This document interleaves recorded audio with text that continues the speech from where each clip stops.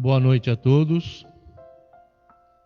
O tema que foi escolhido, como o Ricardo já colocou, está no capítulo 10 do Evangelho, no capítulo 10 do Livro dos Espíritos, é a liberdade cristã, a lei de liberdade. E para iniciar, nós começaremos com uma pronúncia de João, no capítulo 8, versículo 23. E conhecereis a verdade, e a verdade vos libertará. Na Declaração Universal dos Direitos Humanos, proclamada na Assembleia Geral das Nações Unidas em dezembro de 1948, o documento que pretende regularizar o convívio entre as nações que fazem parte dessa organização, 158 países que fazem parte dessa organização, menciona a liberdade em quase todos os seus textos,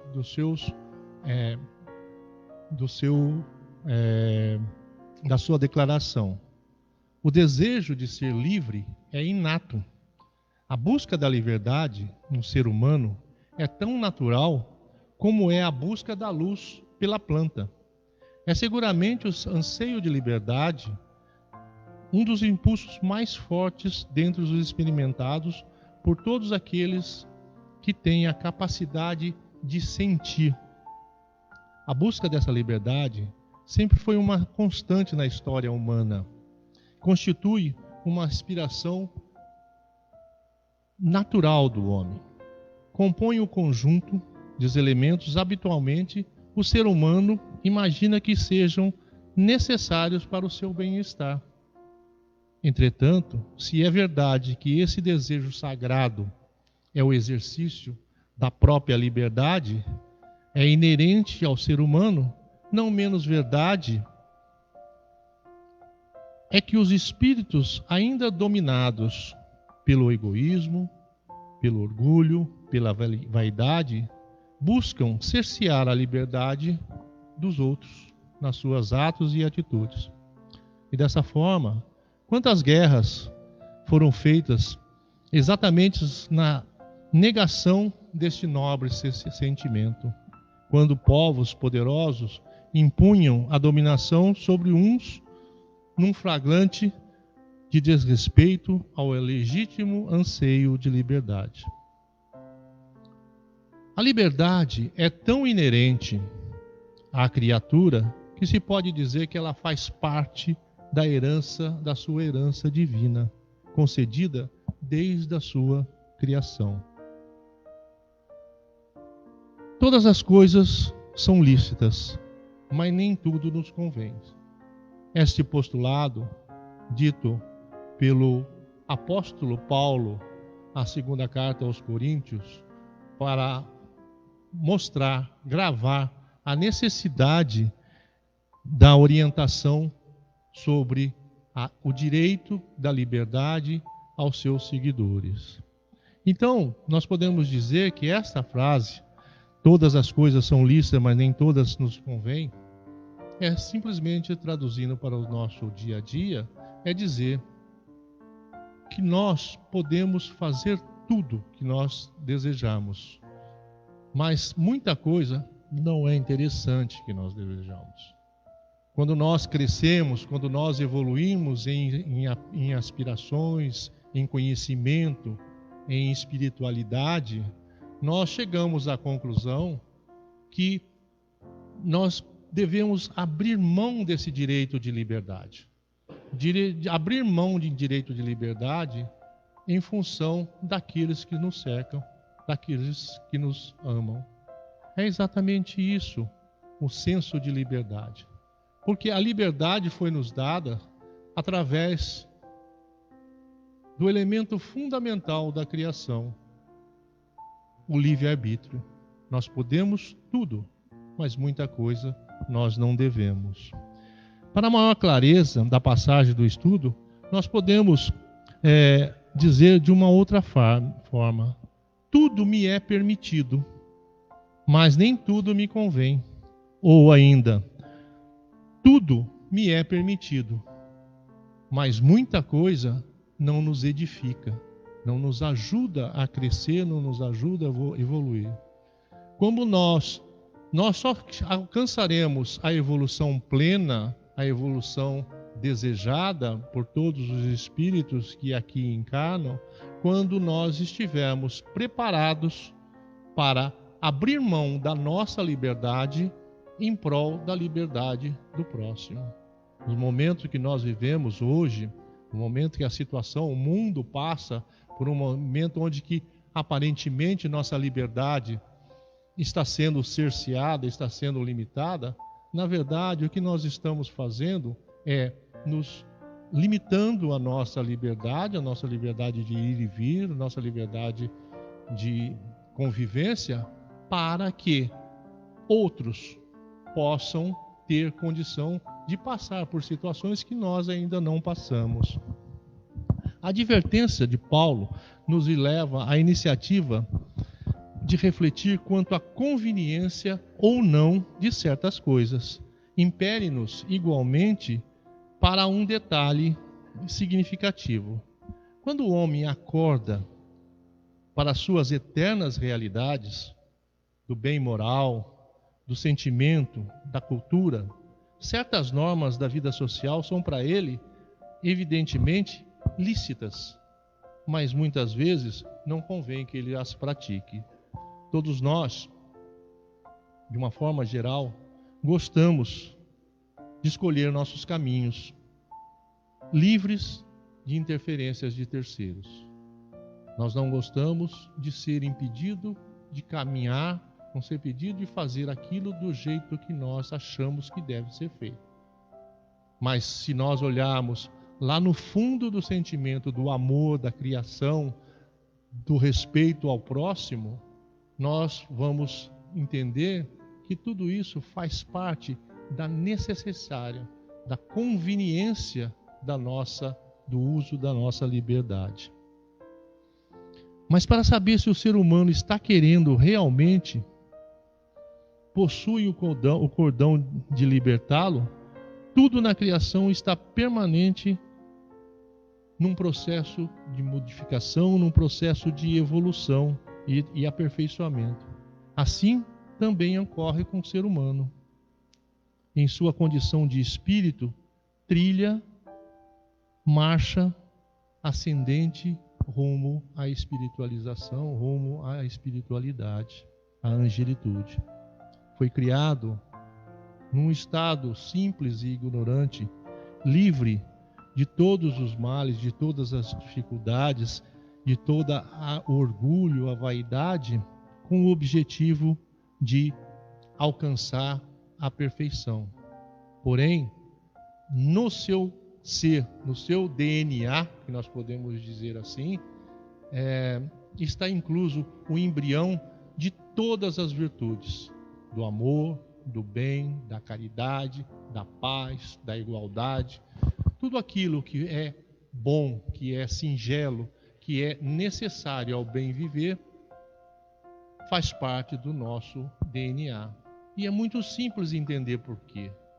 Porque quando nós olhamos as mensagens que os profetas, que Jesus e todos aqueles que vieram aqui para alavancar o progresso do ser humano deixaram, todos eles são únicos em dizer: faça ao próximo aquilo que gostaria que fizessem a você. Ponha-se na condição do próximo para ver se você gostaria de que aquilo que você está fazendo fosse bom para você também.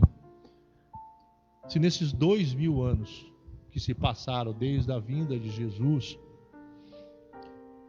houvessem sido postos em prática todos os ensinamentos, ou o ensinamento principal do amar ao próximo como a ti mesmo, nós com certeza estaríamos num outro patamar de compreensão, num outro patamar de igualdade, onde todas as dificuldades, as mazelas da vida seriam muito atenuadas, e diminuídas de acordo com as nossas necessidades.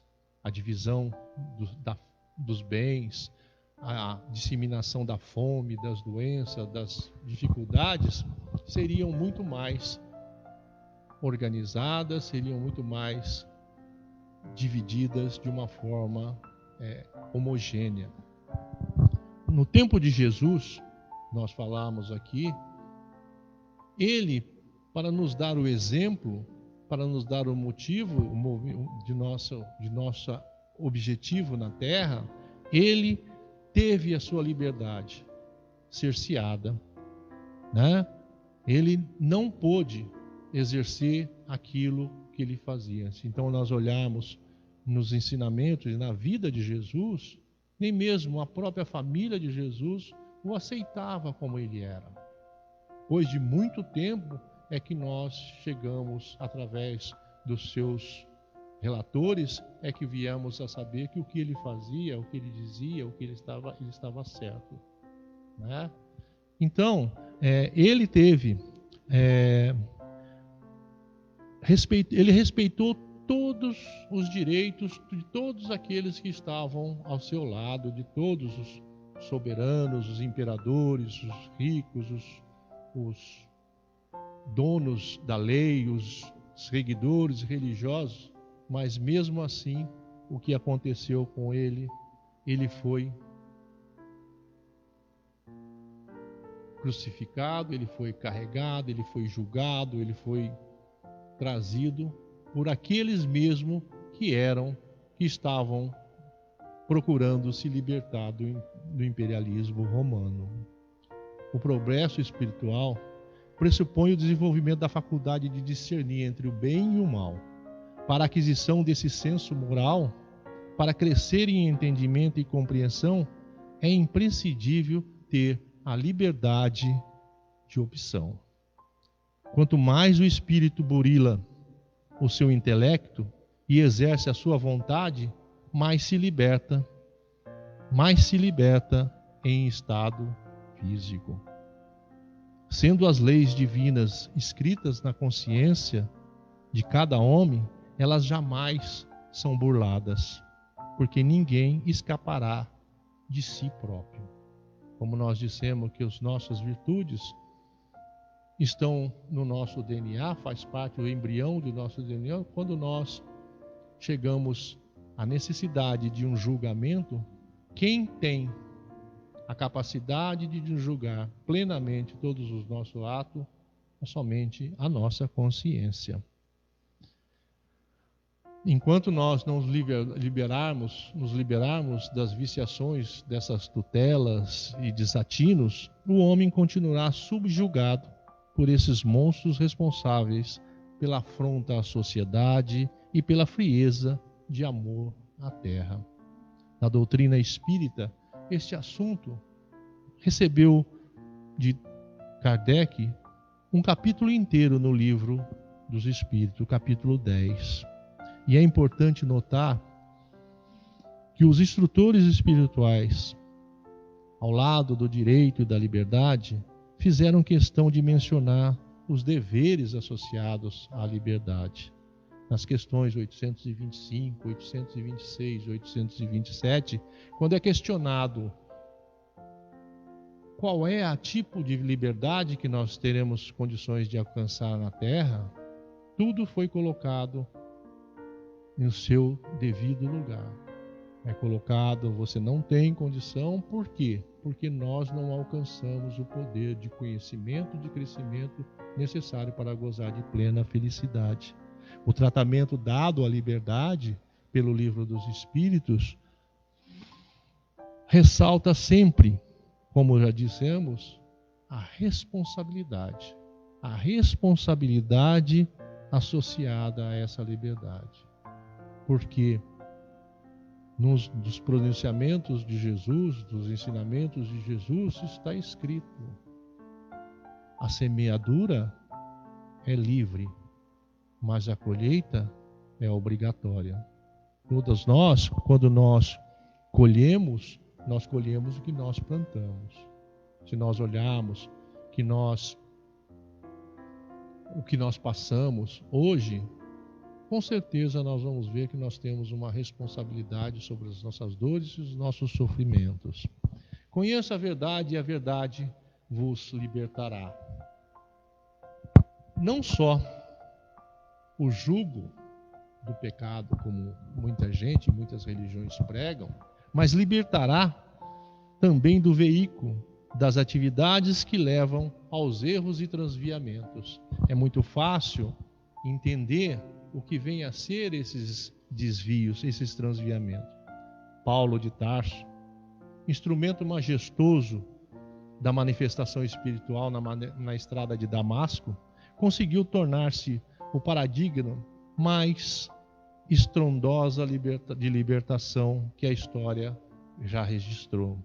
Livrou-se da influência dos dogmas, dos preconceitos, do fanatismo, do falso zelo religioso e do apego às vãs tradições, transformando-se num homem novo que jamais transgressaria com a verdade, não tolerando dali por diante quaisquer deturpação doutrinárias e movimentos paralelos que viessem a diminuir o impacto das verdades renovadoras proferidas pelo Mestre Maior, trazidas por Jesus. Jesus, ao ser pressionado para que exerasse o seu julgamento sobre a mulher adúltera, expressou o seu único veredito possível: aquele que estivesse em pecado, que atire a primeira pedra, o que representou a autêntica lição aos seus interpeladores, ensinando-se que como se libertarem do jugo da injustiça e das orientações, ordenações aberrantes. Como esses, muitos outros exemplos, Jesus nos ensinou a travar conhecimento com a verdade, para que um dia, quando nossos espíritos estiverem mais aptos a entender a mensagem morredora do Evangelho de Cristo, possamos ser libertados por ela. Assim, sua libertação reflita-se com o que ela significa: a completa libertação possível das paixões nos distintos inferiores do tanto infelicitam a humanidade. A movimentação do livre-arbítrio jamais deve causar sofrimento a outrem.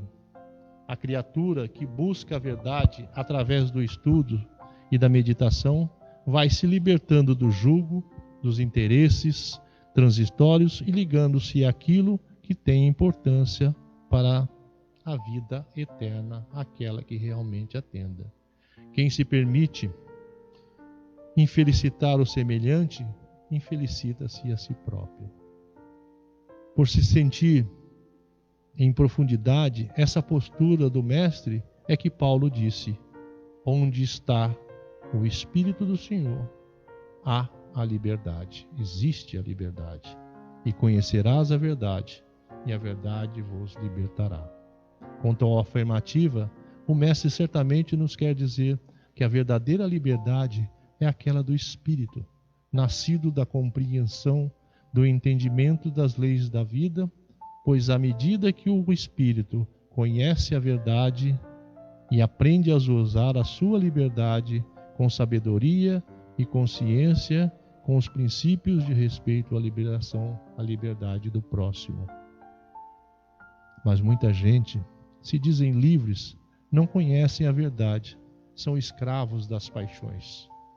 São escravos do álcool, do fumo, das drogas, do sexo, da gula. Quantos se dizem livres e são escravos da propaganda? É exatamente pela falta de reflexão que o homem se escraviza à moda do consumismo. Tudo isso em nome da liberdade de escolha.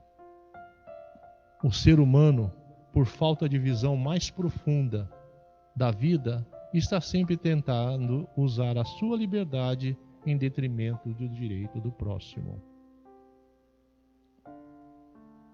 A exemplo disso, criaturas que diante de uma gravidez indesejada, por exemplo, dizem: sou uma criatura livre, tenho o direito de fazer sobre meu corpo o que eu bem entender, porque a vida somente a mim me pertence. Entretanto, não se lembram que aquele corpo cujo está sendo informado no seu interior também pode dizer que ele também tem direito e ele também tem liberdade à vida. Uma pessoa sensata sempre deve pensar: será que a minha liberdade não estará esbarrando na liberdade do direito do meu próximo? Será que eu estou observando em relação aos outros o mesmo direito que desejo seja observado em relação a mim? Reflita na responsabilidade que você possui em sua condição de homem livre. Sendo assim, é dever de cada ser humano libertar-se dos cárceres da sombra e da dor, da prisão sem barras em que se mantém, e desenvolver as asas de luz das virtudes que lhe possibilitará o voo definitivo da liberdade sem limites. Muita paz a todos.